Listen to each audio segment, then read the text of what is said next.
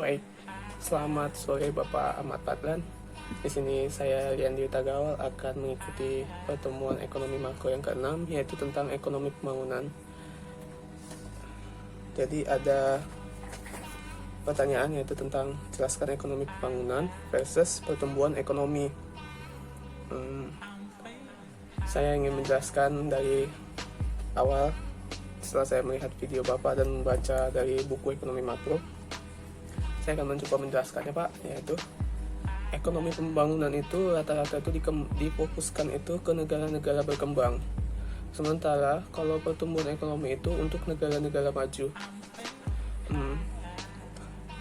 Jadi ekonomi pembangunan itu difokuskan ke negara berkembang dan difokuskan ke arah proses.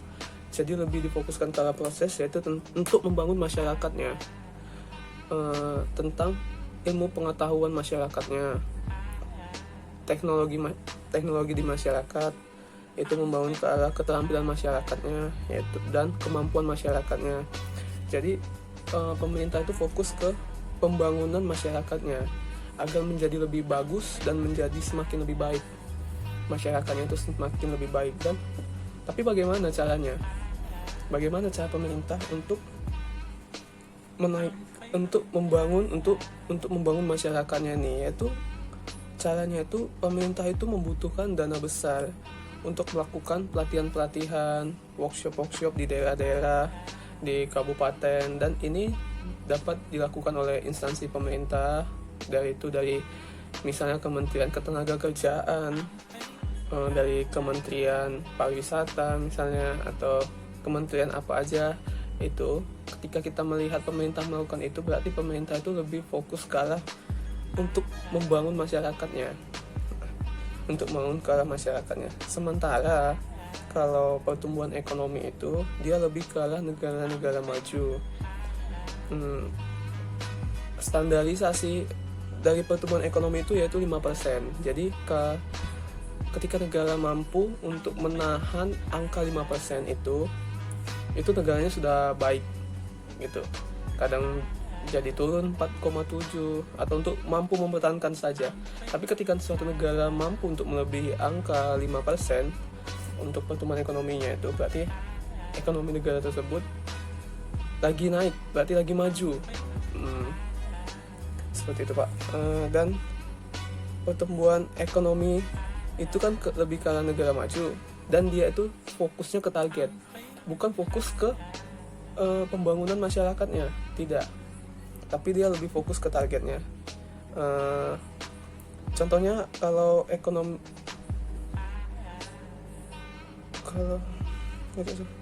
contohnya itu kalau kita tuh nggak usah melihat tentang seperti apa yang sedang terjadi, kita tidak perlu melihat tentang laporan-laporan, kita hanya perlu melihat seperti apa yang terjadi di sekitar kita. Kalau pemerintah itu bekerja sama kepada orang-orang kaya untuk membuat tempat-tempat wisata, atau seperti membuat jalan tol walaupun dengan berhutang, contohnya ke tempat wisata misalnya.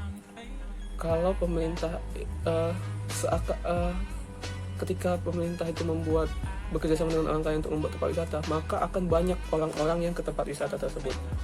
Itu orang-orang yang akan banyak ke tempat wisata tersebut, dan seakan-akan seolah-olah orang tersebut itu sudah memiliki uang lebih karena dia mampu ke tempat wisata. Padahal karena dia hanya ingin ke tempat wisata dan dia bukan memiliki uang yang lebih, tetapi karena ketika di tempat wisata itu ramai dan banyak orangnya, jadi dari situ kita bisa melihat bahwasannya orang-orang itu sudah tidak miskin lah, gitu Pak. Contoh yang paling bisa yang kita lihat itu untuk pertumbuhan ekonomi itu, yaitu yang saat ini pemerintah itu menolkan pajak PPNBM untuk pembelian mobil. Jadi itu akan mendorong masyarakat memiliki pola pikir untuk memiliki mobil karena harganya itu akan murah. Jadi seolah-olah harga mobilnya murah, kemudian masyarakat mempunyai keinginan untuk membeli, walaupun nantinya masyarakat akan kredit atau utang agar dia bisa beli. Dan pandangan pemerintah, dia itu mengambil data, yaitu bahwasanya masyarakatnya itu banyak yang membeli mobil. Jadi ketika masyarakat banyak membeli mobil, dapat disimpulkan bahwasannya angka kemiskinan itu semakin berkurang karena masyarakat mampu membeli mobil walaupun dengan cara kredit atau utang. Jadi seolah-olah masyarakat itu lepas dari angka kemiskinan, padahal tidak. Dan ketika masyarakat itu tidak mampu untuk membayar kreditnya, maka mobil itu ditarik kembali. Jadi sebenarnya ekonomi pembangunan ini bagus, tetapi kendalanya itu kalau di negara kita itu karena masyarakatnya kita itu terlalu banyak. Jadi sangat susah, sangat berat untuk memfokuskan ke masyarakatnya. Tetapi kalau untuk pertumbuhan ekonomi itu bagus karena bisa langsung dikerjakan dengan masyarakat kita yang banyak.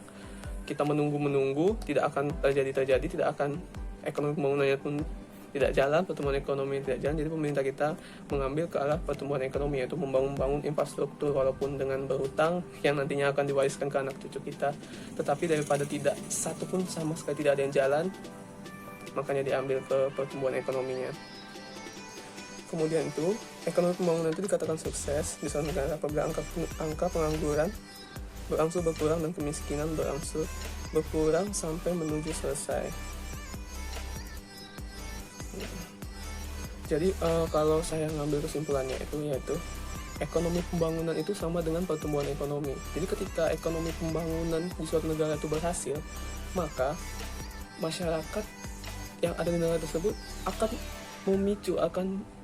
menuju ke pertumbuhan ekonomi. Jadi pertumbuhan ekonomi, ketika ekonomi pembangunan di masyarakat di suatu negara itu berhasil, maka pertumbuhan ekonomi di negara tersebut juga akan maju, malah akan melebihi dari angka 5%. Tetapi pertumbuhan ekonomi itu tidak sama dengan ekonomi pembangunan. Jadi pertumbuhan ekonomi itu belum tentu ketika suatu negara itu pertumbuhan ekonomi bagusnya, pertumbuhan ekonominya bagus, belum tentu ekonomi pembangunannya juga bagus. Belum tentu orang-orang yang di dalamnya itu juga sudah memiliki ilmu pengetahuan yang baik, belum tentu memiliki keterampilan yang baik, belum tentu memiliki kemampuan yang baik. Tetapi untuk mensiasati daripada tidak ada yang dijalankan, pemerintah mengambil pertumbuhan ekonomi. Seperti itu Pak penjelasan dari saya Pak. Terima kasih.